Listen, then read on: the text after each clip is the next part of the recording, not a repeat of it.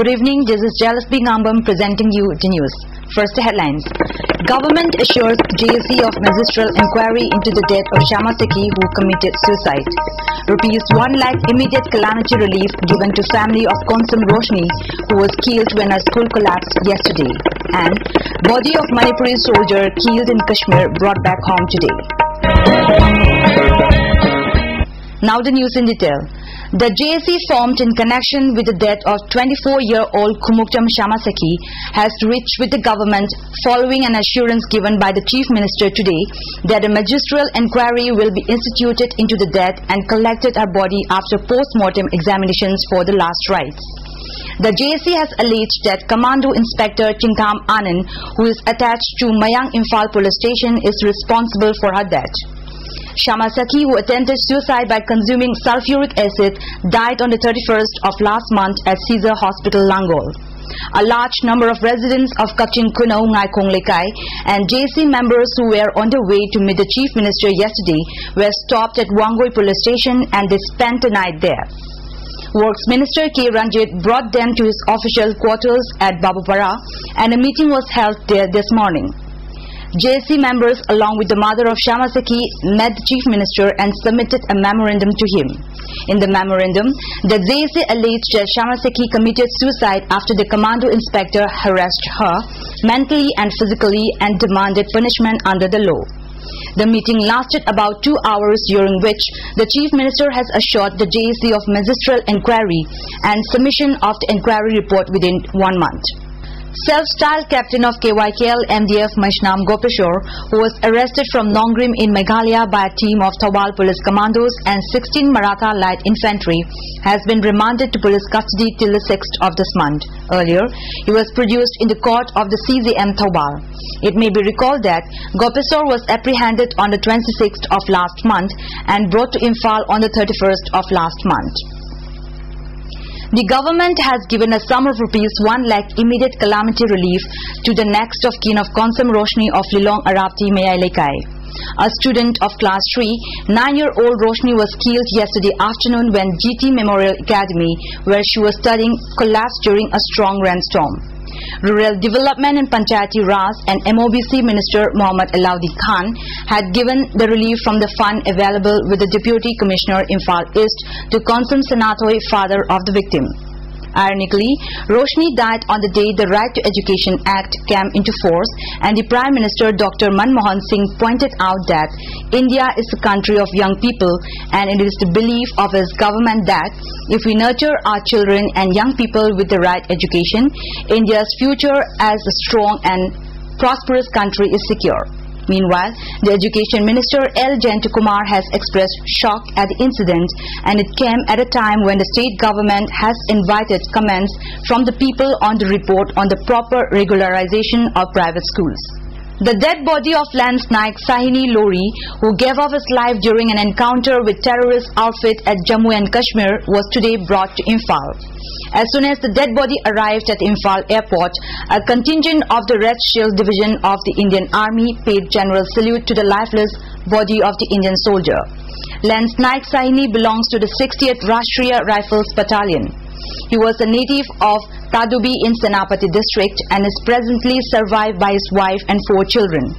He succumbed to his injury after he got hurt in a fierce gun battle with a group of terrorists at a forest under Budel sector in Jammu and Kashmir.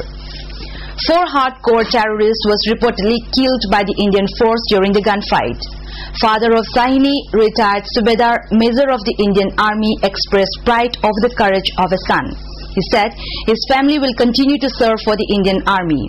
Brigadier N.J. Johnson, commander of the 73rd Mountain Brigade, who was present at Imphal Airport at the arrival of the dead body, also recounted the courage of Lance Naik Sahini. He said the Indian Army will give every possible assistance to the family of the departed soldier.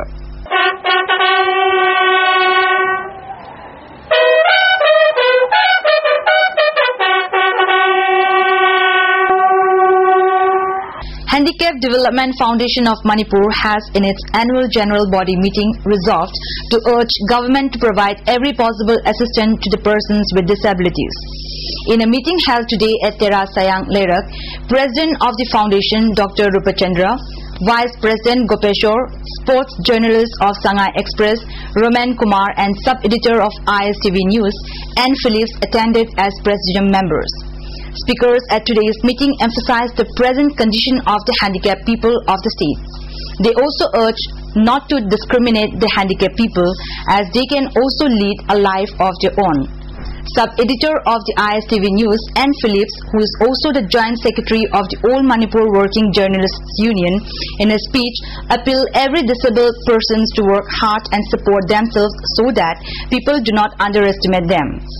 General Secretary of the Foundation, Sapam Jasopanta, urged the government to prepare a concrete policy for handicapped people of the state.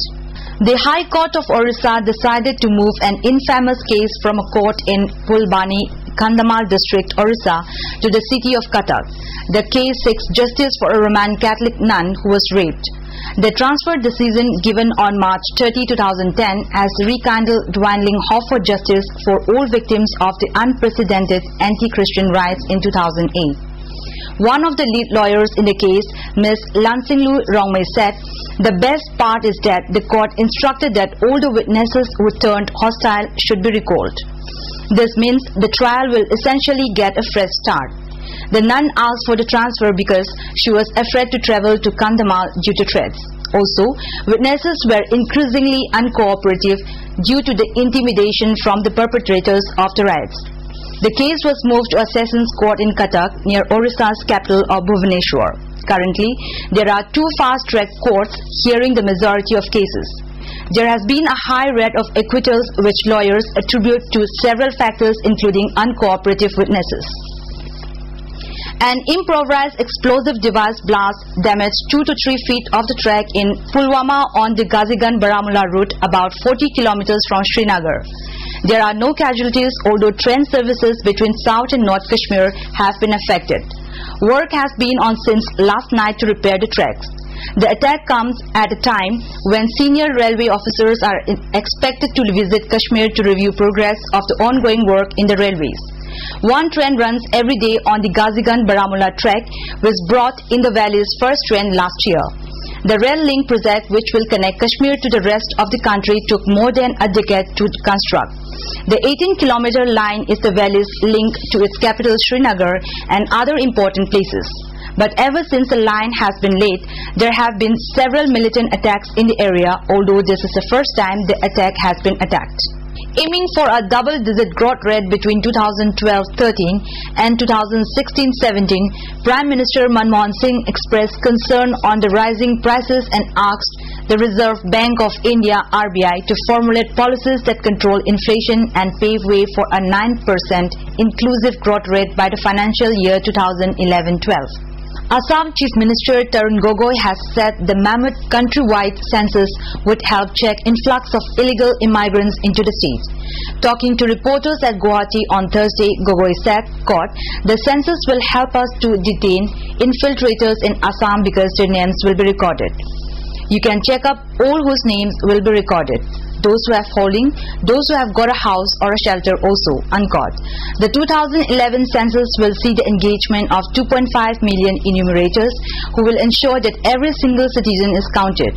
The estimated cost of the census is 22 billion. We have come to the end of tonight's news, but before we conclude the headlines once more. Government assures JAC of magistral inquiry into the death of Shama Sakhi who committed suicide. ₹1 lakh immediate calamity relief given to family of Konsum Roshni who was killed when her school collapsed yesterday. And body of Manipuri soldier killed in Kashmir brought back home today. Thanks for being with us and good night.